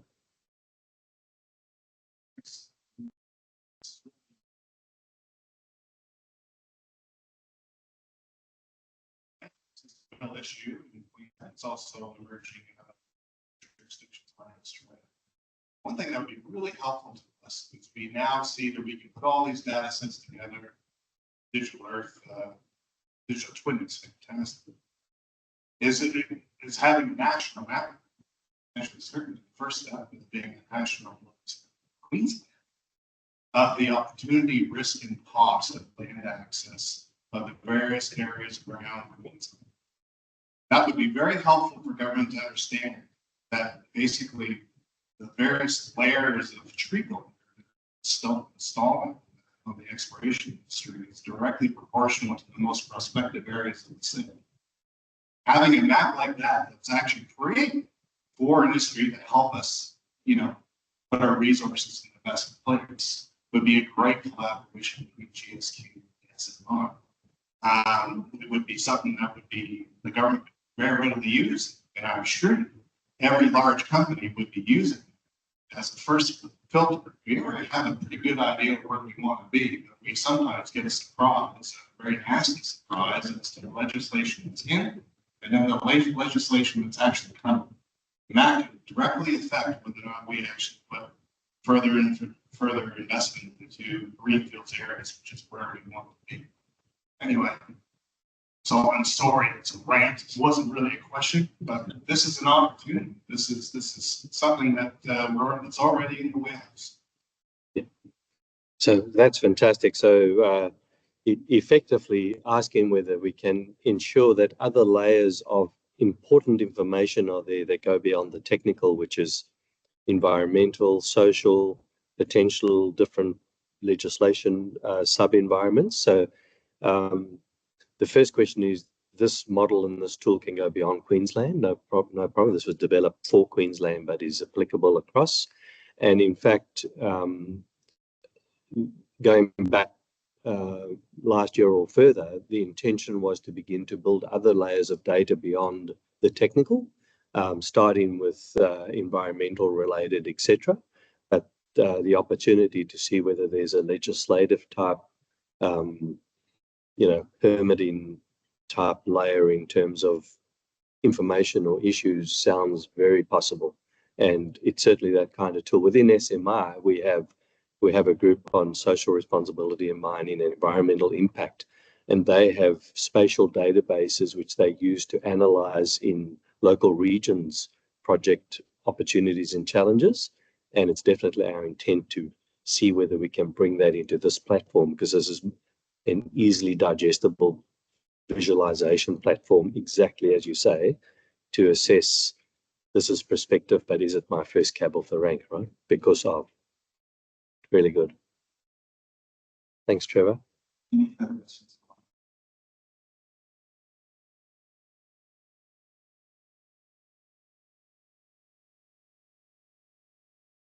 Right.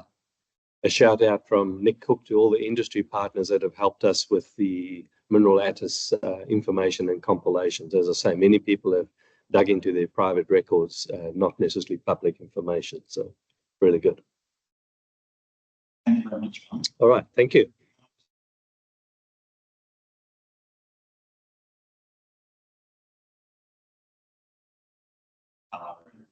So that will be shared after that as well. Our next speaker is Paul Holden. Paul is the newly appointed lead of Critical Minerals Queensland and giving a presentation on delivering on Queensland's critical mineral strategy. Please join me in welcoming Paul.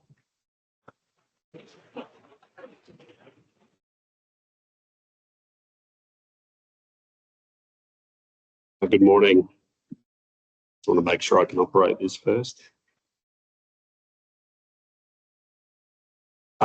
Firstly, can I also acknowledge the traditional owners of the land that we meet upon today, the Kalkadoon, and I want to pay my respects to their elders past, present and emerging.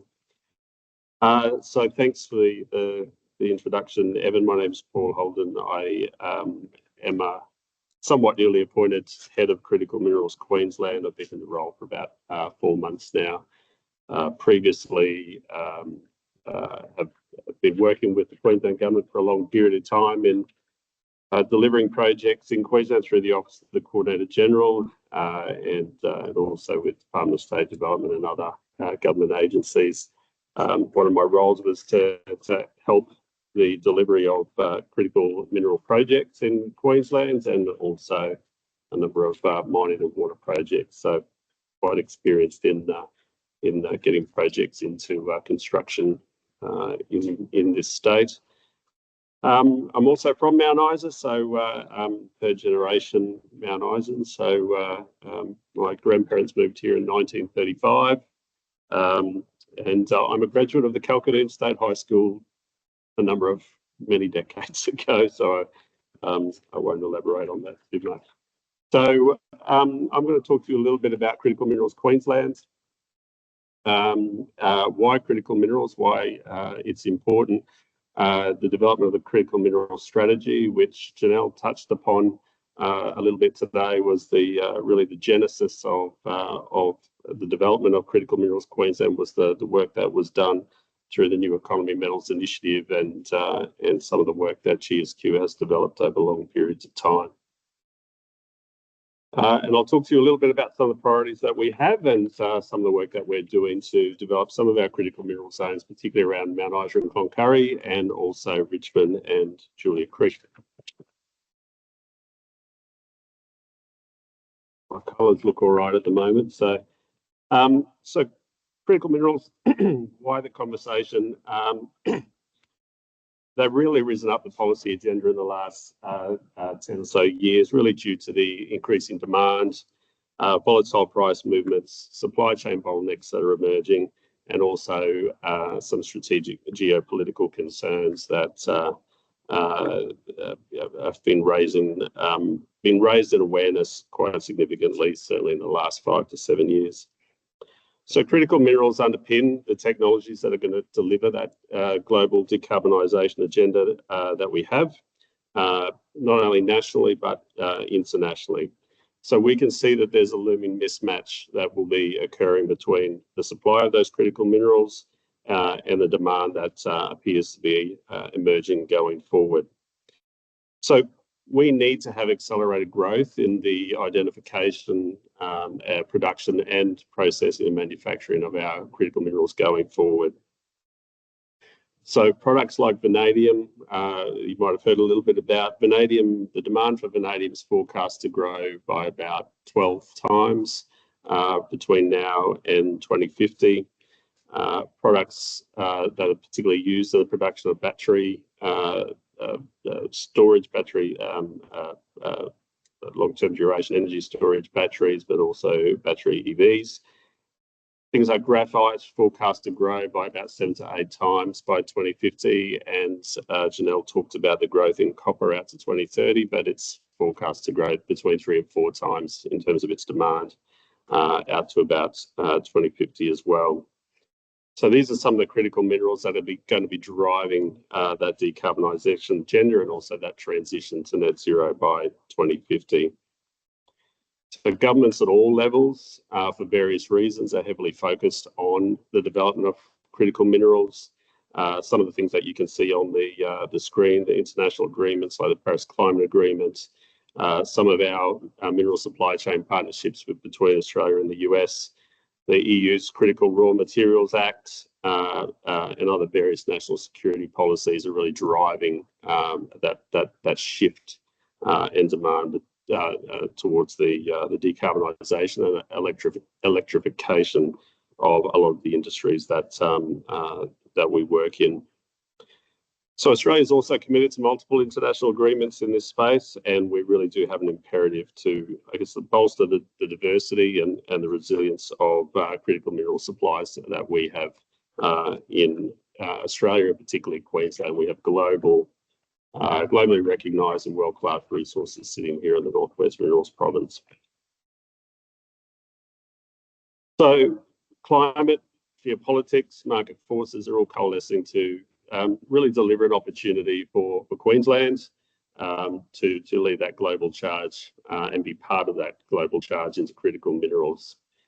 So to grasp that opportunity, Queensland really needs to utilise its mineral endowment, its mining knowledge, and the technology that we have, and also the leverage the global footprint that some of our Australian companies have to build a global supply chain network here in Queensland and more broadly Australia. So we are well positioned here in Queensland to manufacture renewable energy equipment. We've got several key critical minerals required for solar, wind, EV, as I said, and energy storage technologies found throughout the state. So vanadium I've talked about, cobalt, which is actually sitting in quite a number of our tailings facilities, indium, chromium, titanium, graphite I've talked about, tungsten, and other key critical minerals that we have. So we're really focused on actually building these sectors up, and our focus really clearly is on the Northwest Minerals Province and these critical mineral zones that we've established. Just to emphasise the work that's been undertaken, I won't dwell too much on this slide. In Queensland, we have the critical mineral strategy that's actually complemented by a newly released battery industry strategy that was announced by the Queensland government about 2 months ago. We have the Queensland Energy and Jobs Plan, and a key plank of that is the delivery of the copper string project between Townsville and Mount Isa to drive renewable power into northwest Queensland as well, and also to support the development of generation resources, both wind and solar, in this part of the world. We also have seen in the federal budget that was announced in May, the Future Made in Australia Act and policy, which has recently, the legislation has recently been introduced to the federal parliament, which really talks about critical minerals in two senses.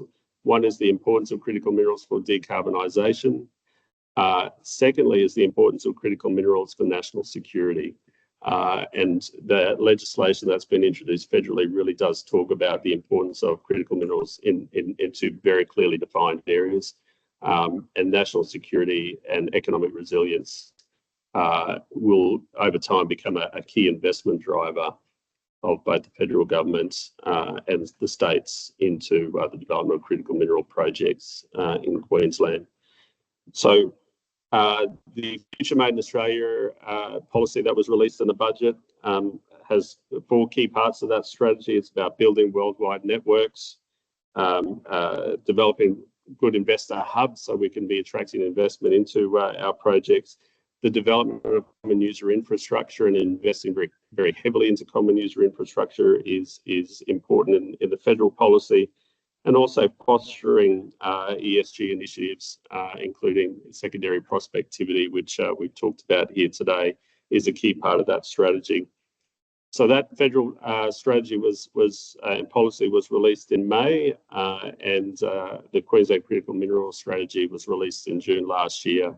And those 4 objectives or 4 strategies that I've talked about were pioneered through the Queensland government's initiative that was released, which I'll talk a little bit more about. So last year, June 2023, the Queensland government released the Critical Minerals Strategy. It was one of the first jurisdictions in Australia to do so. We've invested heavily into the strategy. About $315 million has been allocated across a number of areas to drive a range of effort that we're committing into developing up our critical mineral resources, but also processing sector here. Janelle has talked about the investment into ESG, the exploration activities, the collaborative development programs, and I'll talk a little bit more about some of the other investments that we're making in addition to that.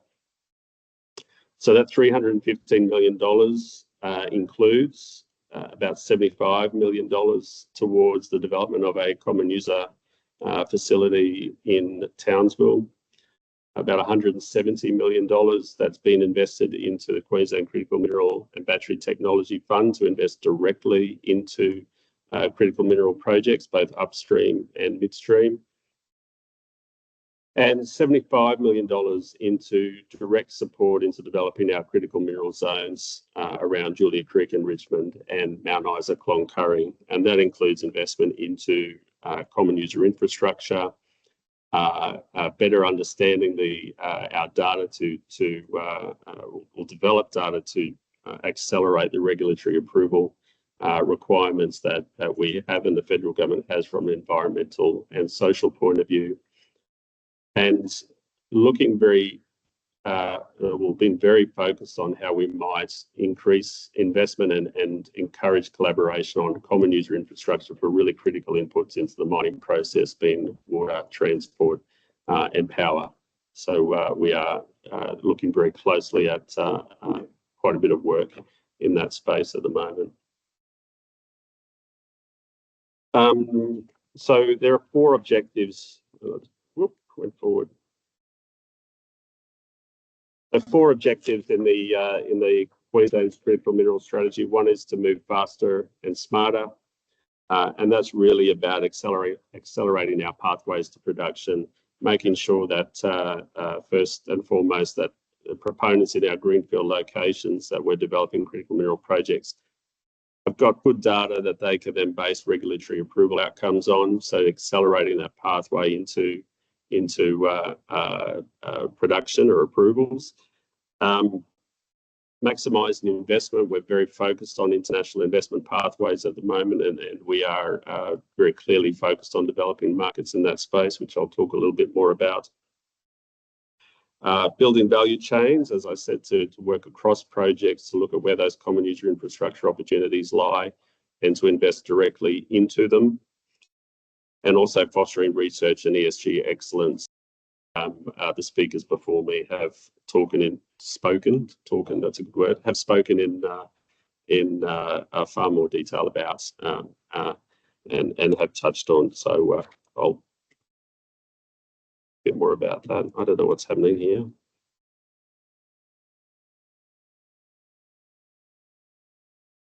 Okay. So in terms of the work that we're doing and the work that I have to do immediately, our focus very clearly is getting projects into production as quickly as possible under this strategy. As I said, there are priorities about building information and data to support these projects, working with communities to put infrastructure in place to support those workforces into the future,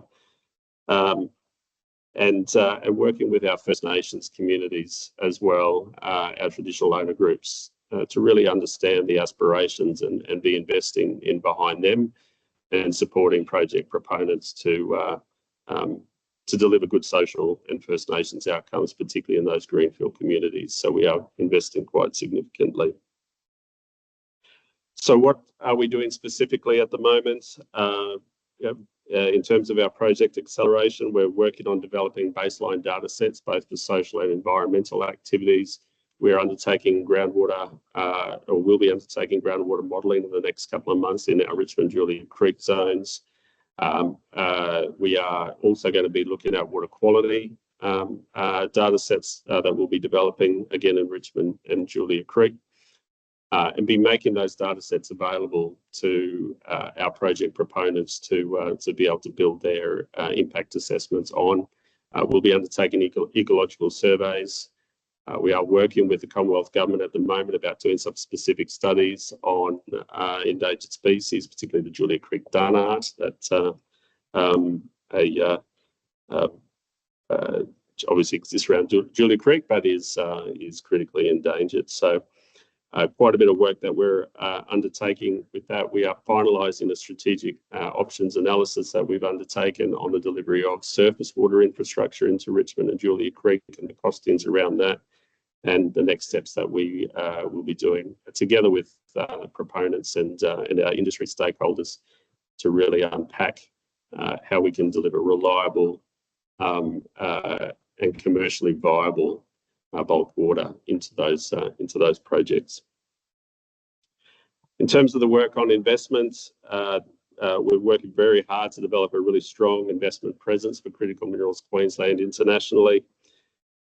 We are certainly working very closely with our international partners in some key target markets that we have in the US, Europe, Japan, and South Korea, amongst others.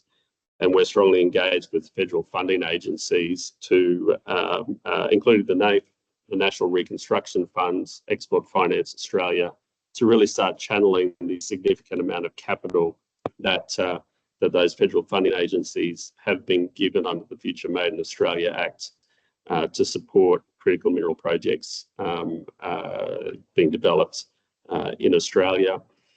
One of the critical activities or announcements as part of the federal budget was the ability for some of those federal funding agencies, particularly the National Reconstruction Funds and Export Finance Australia, to invest in critical minerals on the national interest account. What that means is basically for projects that have been identified in one of these second streams that I talked about as part of the legislation under Future Made in Australia, projects that are considered to be important for economic resilience or national security. Those federal funding agencies have been given policy and investment authority to take equity investment stakes higher risk equity investment stakes into those projects to shore up and provide for sovereign capability and domestic supply of those critical minerals that I've talked about. So it's quite a significant step.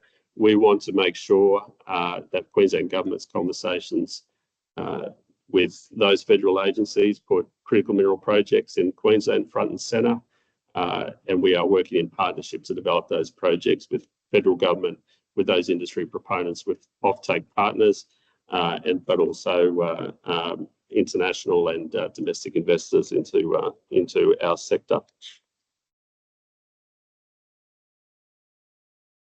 So in terms of projects that we are working closely with now, we'll be working more closely with our project proponents. We have people in place that are actively work with project proponents on their approvals, their investment opportunities, issues or concerns that they have. We have working groups that we meet with on a regular basis. We are in our critical mineral zones on a regular basis. We are working closely with our industry bodies, with SARA and with AMEC and other bodies like the QRC to drive some of these investments, but also listening very closely to some of the ongoing challenges, the other risks that the proponents have, and the other concerns that they raise, to see what else we might be able to do to overcome some of those investment hurdles, but also increase pathways to production and to market.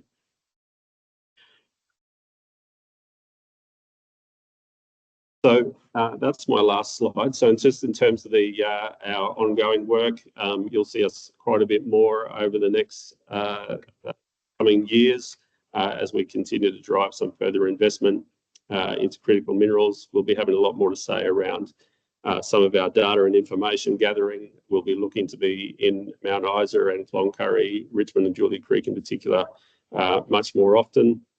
And we'll be maintaining a lot of presence at future activities and conferences going forward. So a couple of things that we'll have presence at the AusAEM conference next week. We'll be having an investment showcase in North Queensland also next week, and I'll be back here for the meeting of the mines, having it in Cloncurry in mid-September. So if you need any further information or want to touch base with anybody within resources or within Critical Minerals Queensland, feel free to reach out to us. Our office is based in Townsville. We are headquartered in Townsville, and very keen to build connections with project proponents in this part of the world. So very happy to continue the conversation. Thanks, Evan. Right. Thanks very much.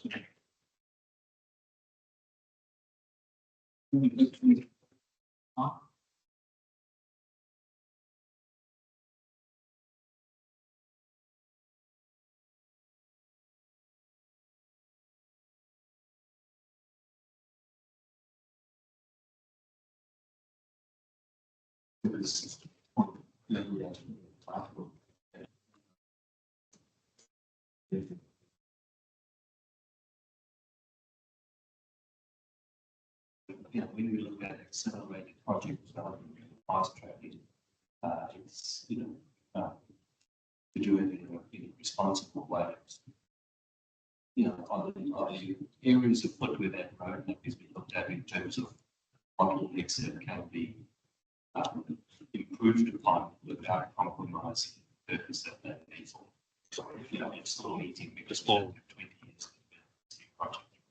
Not at all. So one of the things that I talked about is the data sets. So the data sets and building up environmental approvals, you do require a fair bit of information to support your impact analyses, and there's ecological survey work, which a lot of people in this room would be familiar with. It takes 2 years, so you need to have 2 years of wet and dry season modelling and surveying to actually start building up an impact assessment. So we're actually doing a lot of that pre-work, and that's what we're going to be doing. So if we've got data sets that already exist in some of our locations, that will then enable an impact assessment to occur on a data set that's accepted by regulators, then provides an accelerated pathway to be able to undertake that impact assessment. So that's one of the areas that we're also looking to try to cut green tape. One of the things I didn't talk about, so my background is with the Office of Coordinator General. So one of my roles was managing approval processes and entire whole of government approval processes for mining projects, amongst others. So we will be having a very close relationship with the Office of the Coordinator General for critical mineral projects in particular. There are a number of critical mineral projects that are moving through a coordinated project approval process and assessment pathway at the moment. And we will be looking to support other critical mineral projects moving down that same pathway to provide a bit more of a coordinated, streamlined approach to how we assess and approve those projects. Some of the other work that we're doing with the federal government, as I said, there is a federal overlay as well with the EPBC Act and matters of national environmental significance, and every mining project has to have a federal EPBC approval as well that everybody would be aware of. So we are doing a lot of that pre-work on ecological surveying. Will be going forward to be able to demonstrate areas of highest environmental value that may need to be offset in future, and what potential offset strategies might look like to be able to overcome some of those federal environmental hurdles and delays as well. So yeah, very much aware that some of that green tape does take quite a while, and a lot of that is really in developing the evidence base and the platform that projects need to then demonstrate impact and mitigation of impact. So we will be working on developing that evidence base and working closely with both communities, federal and state environmental agencies, but project proponents on what they need also to demonstrate positive and negative impact and what those mitigation strategies might look like. And we're doing that from a social point of view as well.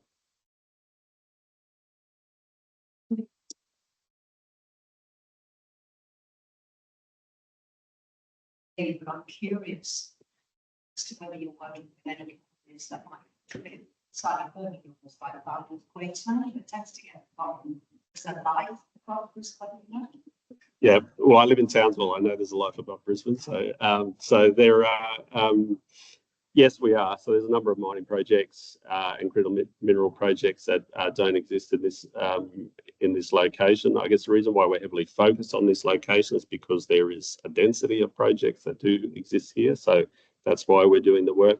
But we are working with a number of project proponents in the far north. So one of those being EQ Resources. Had conversations with them in the last 24 hours about what support we might be able to provide them. They've received funding and investment through our Queensland Critical Minerals and Battery Tech funds as well. Other projects around Gladstone, particularly Alpha HPA, and other projects we're also investing heavily in. So we're undertaking quite a bit of work across the state. So my remit's not just about the Northwest Minerals Province; it is across the state. And we are working closely with those proponents as well. But where our focus does need to be is where there is a density of these projects. Quite rightly, we're investing more time and resources into being able to get those data sets together that we can develop a number of these projects, not necessarily at the same time, but in close proximity and well aligned to each other. Right. If there are any further questions for all, you'll just stick around for the next part of it. So please speak in. But at this point, I'd now like to welcome up to the stage Tim Rose. Tim is the CEO and AusAEM City Council and will provide a brief regional update on our council. Please join me. Welcome, Tim.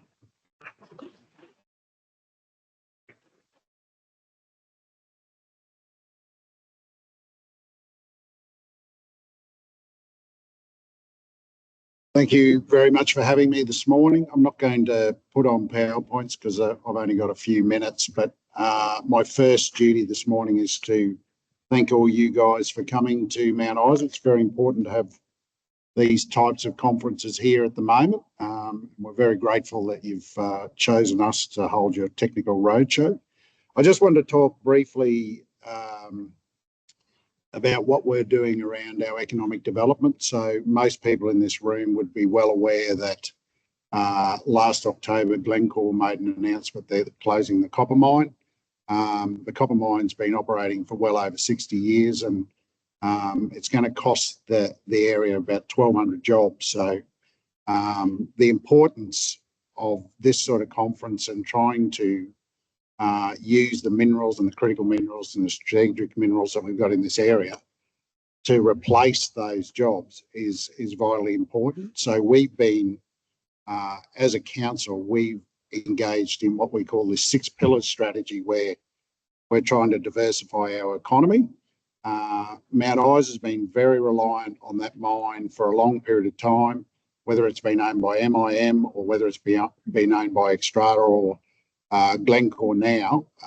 We've just lived off the back of that mine for a long period of time, and the council's taken a very proactive step in trying to say, okay, we can't just rely on that mine. We need to start looking at what else we can do in this community, because if we just continue on that way, the population is going to decline.